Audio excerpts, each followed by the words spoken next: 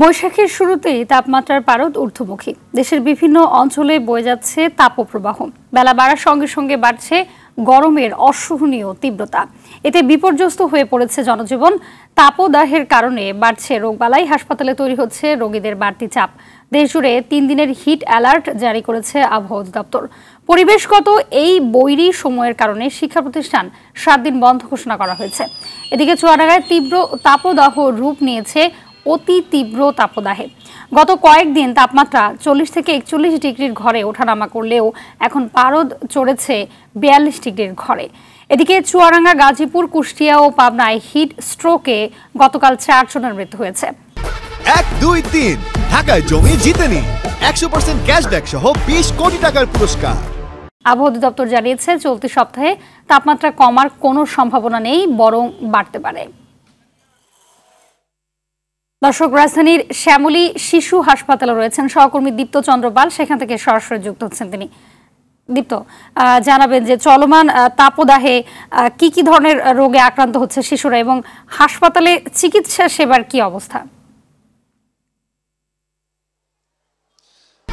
1, 2, 3 ঢাকায় জমি জিতে নিন 100% ক্যাশব্যাক সহ 20 কোটি টাকার পুরস্কার।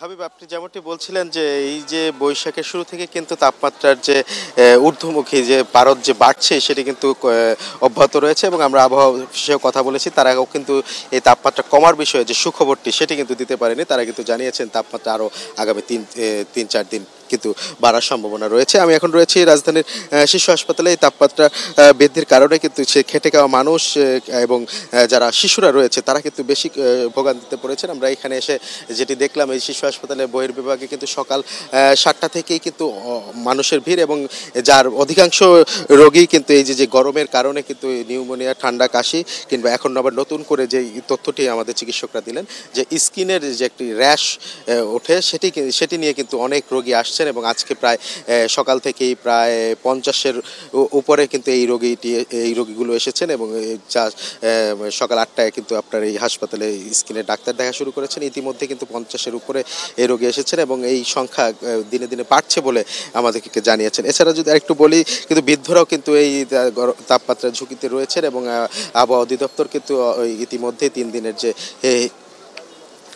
জারি করেছেন এবং এই তাপমাত্রা বৃদ্ধির কারণে কিন্তু আপনি জানেন ইতিমধ্যে স্কুল কলেজ কিন্তু আগামী 7 দিনের জন্য বন্ধ ঘোষণা করা হয়েছে এবং যেটি বলা হচ্ছে, বিশেষজ্ঞ চিকিৎসকরা বলছেন যে এই তাপমাত্রা বৃদ্ধির কারণে হিট স্ট্রোকের কিন্তু ঝুঁকি রয়েছে এবং গতকালকেও 4 জন মারা গিয়েছে। তারা কিন্তু বারবারই পরামর্শ দিচ্ছেন যে বাইরে জরুরি দরকার ছাড়া বাইরে না বেরোনোর জন্য, পাশাপাশি যে বাইরে বের হলে ছাতা কিংবা একটি ভিজা কাপড় কিন্তু সাথে রাখার জন্য বারবার কিন্তু বলছেন। এবং এই বিষয় বলে রাখি যে শিশু হাসপাতাল ছাড়াও আমরা খোঁজ নিয়েছিলাম পাশেই কলেরা হাসপাতালে, মহাখালীর যে কলেরা হাসপাতালে, সেখান থেকে কিন্তু যে তথ্যটি মিলেছে এই গরমে কিন্তু ডায়রিয়ার রোগীও কিন্তু বৃদ্ধি পেয়েছে। গত শুক্রবারে কিন্তু প্রায় 450-এর উপরে রোগী চিকিৎসা নিয়েছেন এবং গতকালকে শনিবারে প্রায় 300 রোগীর মতো চিকিৎসা নিয়েছেন এমন তথ্য জানিয়েছেন এবং আজকেও কিন্তু রোগীরা আসছেন এবং সকাল থেকেই উপচে পড়া ভিড় এমনটি কিন্তু কলেরা হাসপাতাল থেকে আমাদের তথ্য জানিয়েছে। তো চিকিৎসা ব্যবস্থার কথা যদি বলা হয়, যে গরমের কারণে কিন্তু রোগবালাই বাড়ছে এবং সবচেয়ে ঝুঁকিতে আছে শিশুরা